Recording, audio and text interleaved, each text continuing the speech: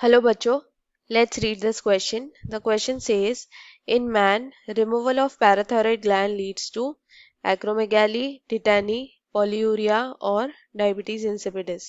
So इस question में हमें पूछा है कि in human being और in man, parathyroid gland निकालने से कौन सी बीमारी हो सकती है.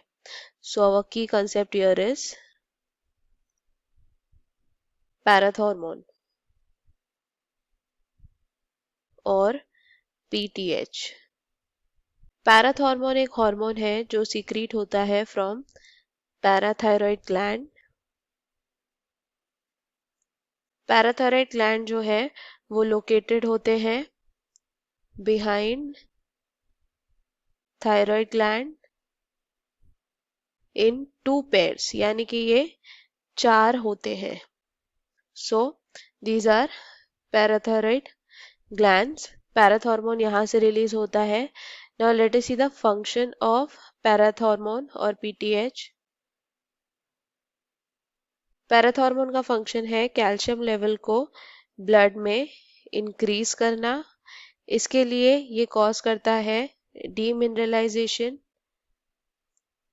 ऑफ बोन्स, जिससे कैल्शियम जो है बोन से निकल के ब्लड में आ जाता है. ये कॉज करता है calcium reabsorption in the kidney to increase the level of calcium in the blood. Also ये कॉज करता है कैल्शियम का absorption in the digestive system.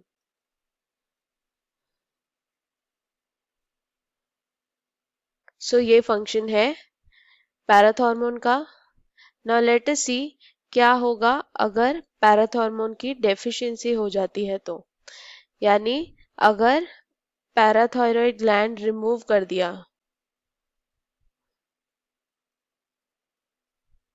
तो इससे क्या होगा, पैराथॉर्मोन रिड्यूस हो जाएगा या नहीं प्रोड्यूस होगा, यानी कि ब्लड में कैल्शियम लेवल जो है वो ड्रॉप हो जाएगा. कैल्शियम लेवल ड्रॉप होने के वजह से क्या होगा, ब्लड का जो कैल्शियम लेवल है वो मसल कॉन्ट्रैक्शन में हेल्प करता है. तो इस केस में इनवॉलेंट्री मसल कॉन्ट्रैक्शन होगा, यानी कि जो हमारे कंट्रोल में नहीं होगा. Involuntary muscle contraction. Also, it leads to stimulated peripheral nervous system.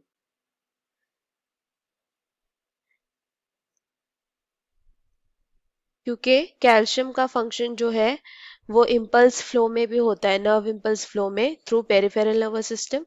तो ये स्टिमुलेटेड रह जाएगा क्योंकि कैल्शियम जो है वो बैलेंस नहीं हो पाएगा. This condition is called as tetany. So calcium level reduce होने से या पैराथायरॉयड ग्लैंड निकाल देने से टिटैनी होता है. So in the option there is acromegaly also. Acromegaly कब होगा, जब ग्रोथ हार्मोन जो पिट्यूटरी से रिलीज होता है वो बढ़ जाएगा. पॉलीयूरिया तब होता है, पॉलीयूरिया का मतलब होता है फ्रीक्वेंट यूरिनेशन, यूरिनेशन की फ्रीक्वेंसी बढ़ जाना. सिमिलर चीज होती है डायबिटीज इंसिपिडस में भी.